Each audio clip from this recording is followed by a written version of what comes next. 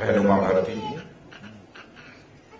Doctor Harshvardhan जी, सुश्री अनीता सिंह जी और सभागार में उपस्थित मेरे सभी सम्मानित बहनों एवं भाइयों, अविरल गंगा और निर्मल गंगा के इस लक्ष्य को हासिल करने के लिए रहनुमा भारती जी सतत प्रयत्नशील है।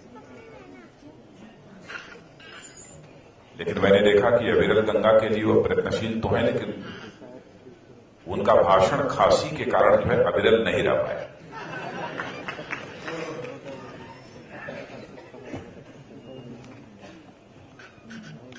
जहां तक गंगा का प्रश्न है, गंगा के महत्व को हम सभी अच्छी तरह जानते हैं। बहुत विस्तार में जाकर उस संबंध में मुझे बताने की आवश्यकता नहीं है।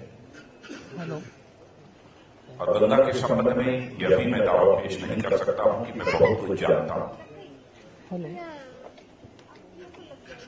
और आप भी जानते हैं, सारा देश जानता है कि गंगा के प्रदूषण को लेकर सभी चिंतित हैं।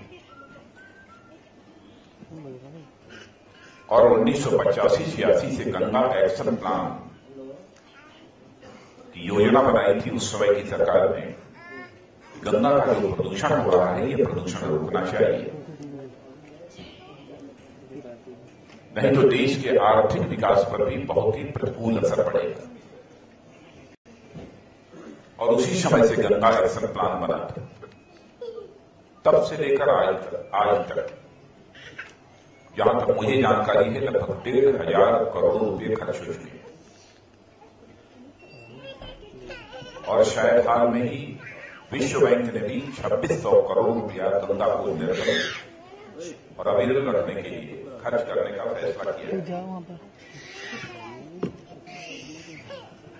गंगा का जब तक प्रश्न है, हम यह मानते हैं और उसकी हम पूजा करते हैं। और गंगा के बारे में यह धारणा है, ब्रह्मा विष्णु महेश, ये जो त्रिदेव हैं, हम तीनों की अलग अलग यदि पूजा करते हैं तो तीनों का अलग अलग आशीर्वाद प्राप्त होता है। लेकिन गंगा यदि हम केवल पूजा करते हैं तो हमें ब्रह्मा विष्णु और महेश, इन तीनों देवताओं का आशीर्वाद प्राप्त होता है। क्योंकि विष्णु के पैर के नाखून से गंगा निकली है और ब्रह्मा के कमंडल में आकर वो अवतरित हुई है, और फिर वहां से शिव की जटा में, और शिव की जटा से चलकर वो फिर इस धरती पर अवतरित हुई है। यह गंगा के संबंध में एक धारणा है। और हम यह भी जानते हैं कि भारत हमारा यह सनातन राष्ट्र है और गंगा हमारे देश की बहुत ही पुरानी पवित्र नदी है। लेकिन हम अपने भारत को जब सनातन राष्ट्र कहते हैं तो सनातन राष्ट्र क्यों कहते हैं? इसलिए कहते हैं कि भारत इस सनातन राष्ट्र की पहचान दो चीजों से होगी। वह दो बातें, दो चीजें कौन सी हैं? एक ऋषि और कृषि। तो मैं कह सकता हूं कि गंगा एक ऐसी नदी है जिसका कि भारत को एक सनातन राष्ट्र बनाए रखने में बहुत बड़ा योगदान है। ऋषि देश का आर्थिक विकास, देश का भौतिक विकास, देश की सुख और समृद्धि के विकास से जुड़ी व्यवस्थाओं का प्रतीक यह कृषि, और ऋषि देश की सांस्कृतिक और आध्यात्मिक विकास से जुड़ी व्यवस्थाओं का प्रतीक है ऋषि। इसीलिए गंगा के बारे में यह कहा जाता है कि गंगा एक ऐसी पवित्र नदी है और विश्व की अकेली एक ऐसी पवित्र नदी है जिसके किनारे बसे हुए जो लोग हैं और इसके किनारे बसे हुए लोगों की संस्कृति भी जो है वो विभिन्न प्रकार की है। एक विदेशी लेखक हैं आयर वासम ने यह लिखा है कि सचमुच भारत की संस्कृति की विविधता को यदि देखना है तो गंगा के मैदानी क्षेत्रों में बसे हुए लोगों के बीच जाकर ही उसे देखा जा सकता है और तभी भारत की संस्कृति और इसकी विविधता को समझा जा सकता है। यह उन्होंने लिखा हुआ है और हम इस सच्चाई को भी जानते हैं कि भारत ने कभी केवल अपने आर्थिक विकास की चिंता नहीं की, बल्कि भारत ने अपने आर्थिक विकास के साथ साथ अपने सांस्कृतिक और आध्यात्मिक विकास की भी चिंता की। भारत यदि विश्व गुरु के पद पर आसीन था तो केवल भारत सोने की चिड़िया होने के कारण अथवा भारत में दूध की नदियां बहती, इसके कारण भारत विश्व गुरु के पद पर आसीन नहीं था। भारत यदि विश्व गुरु के पद पर आसीन था तो भारत आर्थिक दृष्टि से भी विकसित था और भारत आध्यात्मिक दृष्टि से भी विकसित था। इसीलिए भारत विश्व में जगत गुरु के पद पर आसीन। हमारे यहां आर्थिक समृद्धि, आर्थिक सुख का जहां तक महत्व है, वहीं पर हमारे आध्यात्मिकता का भी उससे बड़ा महत्व है। और इन दोनों की प्रतीक हमारी यह पवित्र गंगा है। और पवित्र गंगा के बारे में आप सबको याद होगा कि राज कपूर ने फिल्म बनाई थी राम तेरी गंगा मैली, और राम तेरी गंगा मैली हो गई, पापियों के पाप धोते धोते। एक उसमें गाना भी था, में मुझे बैठे बैठे यहां पर यह याद है। तो उस समय मुझे लगता है कि राज कपूर भी गंगा के मैली होने से निश्चित रूप से बहुत चिंतित रहे होंगे, तभी उन्होंने इस प्रकार की फिल्म बनाने का वो फैसला किया। और मैं भी यह मानता हूं कि सचमुच जो हमें नहीं करना चाहिए वह हमने अपने सुख के लिए, अपने वैभव के लिए किया। इसी कारण जो है गंगा अपवित्र हुई, वह हम ही लोगों के पाप के कारण ही वह गंगा अपवित्र हुई।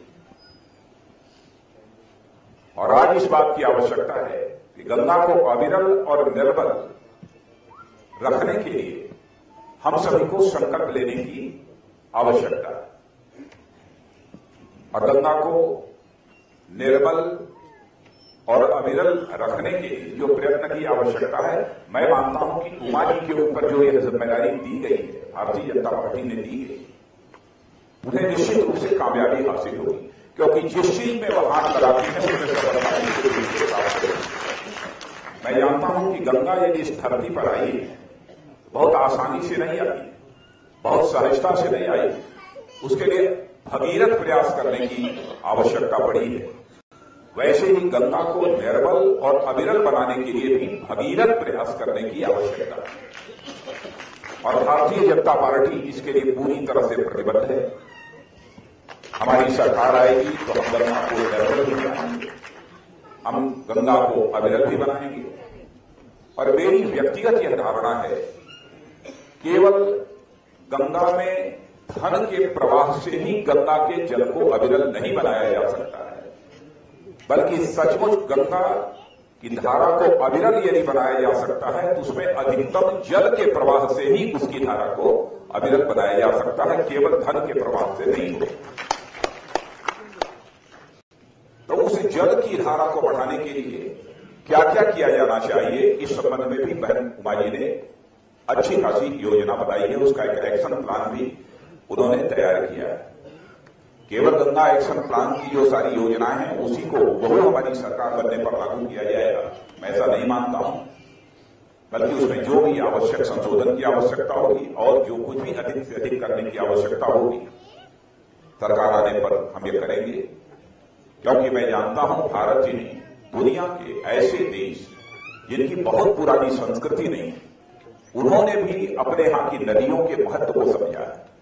लंदन की टेम्स नदी जब प्रदूषित हो गई थी 19वीं शताब्दी में, तब उस समय लंदन वासियों ने यह संकल्प लिया था कि हम सब इस अपनी टेम्स नदी को ऐसा निर्मल बनाएंगे, ऐसा स्वच्छ बनाएंगे और ऐसी व्यवस्था सुनिश्चित करेंगे कि हमारी भविष्य में यह टेम्स नदी कभी भी प्रदूषित न होने पाए।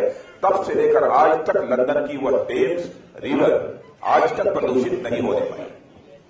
मैं समझता हूं आज जो हम सब लोगों ने संकल्प लिया है, भारतीय जनता पार्टी ने संकल्प लिया है कि हम गंगा को अविरल और निर्मल बनाकर ही हम दम लेंगे, तो मेरा विश्वास है भारतीय जनता पार्टी के द्वारा यदि यह काम होगा तो निश्चित रूप से भविष्य में कभी भी हमारी यह गंगा मां प्रदूषित नहीं होने पाएगी। गंगा के जल के महत्व को भी आप अच्छी तरह समझते हैं।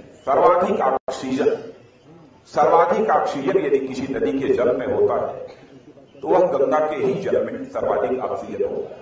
यही कारण है कि लंबे समय तक गंगा का जल यदि कहीं पर रख दिया जाता है तो उसमें कभी कीड़े नहीं पड़ते, लेकिन दूसरे नदियों के जल में कुछ ही दिनों में आपको कीड़े पड़ जाएंगे। लेकिन यही गंगा का जल यदि किसी नहर से यदि प्रवाहित कीजिए और नहर का पानी लेकर आप उसी की बोतल में रखिए तो उसमें कीड़े पड़ जाएंगे। लेकिन गंगा की जो धारा है, गंगा जिस रास्ते से बहती है, उस रास्ते का पानी लेकर यदि आप बोतल में रख दीजिए तो वर्षों वर्ष तक उसमें कीड़े नहीं पड़ेंगे। और इसके वैज्ञानिक महत्व को हमारे ऋषियों और मनीषियों ने समझा। मैं सचमुच कभी कभी आश्चर्यचकित रह जाता हूं, क्या हमारे वैज्ञानिकों के पास भी इतनी सूझबूझ थी कि इन सब सारी चीजों को वह समझते थे। तो वैसे तो हमारा जो अध्ययन है, मैं जानता हूं कि हमारे वैज्ञानिकों के पास जो वैज्ञानिक समझ थी, जो वैज्ञानिक सोच थी, विश्व में किसी भी देश के पास वह वैज्ञानिक सोच और समझ नहीं रही। और मैं यह भी मानता हूं कि सारे विश्व को ज्ञान और विज्ञान के मामले में भी प्रथम जानकारी, पहली जानकारी यदि कहीं से प्राप्त हुई है तो हमारे भारतीय वाङ्मय से प्राप्त हुई है और हमारे भारतीय धरती, भारत की धरती से प्राप्त हुई है, हमारे निश्चित धारणा। इसके पहले की जो हमारी नेशनल काउंसिल थी उसमें एक उदाहरण मैंने दिया था। उदाहरण तो ऐसे सैकड़ों उदाहरण। एक विज्ञान का नियम है अनिश्चितता का सिद्धांत कहते हैं। अनिश्चितता के सिद्धांत के बारे में मैंने ये बताया था कि एक हाइजेनबर्ग ये कहा जाता उनका यह अनिश्चितता का सिद्धांत। हमारे देश के वैज्ञानिक यह मानते रहे कि हाइजेनबर्ग यह विदेशी है और ऐसा ज्ञान यदि किसी के पास हो सकता है तो केवल विदेशियों के पास ही ऐसा ज्ञान हो सकता है। लेकिन हाइजेनबर्ग में अपने एक ऑस्ट्रेलिया के साथी जिसका नाम फिल कोपरा था, फिल कोपरा को उन्होंने यह बताया। जब फिल कोपरा ने उनसे पूछा, हाइजेनबर्ग साहब यह बताइए कि आपको इस ज्ञान का मूल यानी बेसिक फंडामेंटल आपको इसका कहां से प्राप्त हुआ, तो उन्होंने उनको यह बताया था जब मैं आचार्य रविंद्रनाथ टैगोर के साथ वेदांत पर मैं चर्चा कर रहा था, तब इसके बेसिक्स यानी इसके जो बेसिक फंडामेंटल्स हैं उसकी जानकारी हमको प्राप्त हुई थी और उसी के बाद हमने इस अनिश्चितता के सिद्धांत की तलाश की। और इसीलिए मैं कहता हूं कि ज्ञान और विज्ञान में भारत बहुत ही आगे रहा, बहुत आगे रहा। लेकिन आज वो भारत की संस्कृति और भारतीय ज्ञान विज्ञान के संबंध में आज की हमारी पीढ़ी को जितनी जानकारी होनी चाहिए वह नहीं है। और मैं समझता हूं कि एक ऐसी भी सरकार की आवश्यकता है जो कि भारत की संस्कृति, भारत की परंपरा, भारत के प्राचीन और ज्ञान विज्ञान के संबंध में हमारे देश के नवयुवकों को जानकारी हासिल हो सके, एक ऐसी व्यवस्था सुनिश्चित किए जाने की आवश्यकता है। लेकिन हम सब गंगा को निर्मल और अविरल बनाने का संकल्प लेने के लिए यहां पर आए हैं। और मैं तो इतना ही विश्वास दिलाना चाहता हूं मां जी को कि हमारे जिस भी प्रकार के सहयोग की आवश्यकता होगी हम पूरी तरह से आप सहयोग करेंगे। तन मन धन जिस चीज की भी आवश्यकता होगी हम पूरी तरह से सहयोग करेंगे। आप आगे बढ़िए, आपका भगीरथ प्रयास निश्चित रूप से सफल होगा, ऐसा मेरा विश्वास है।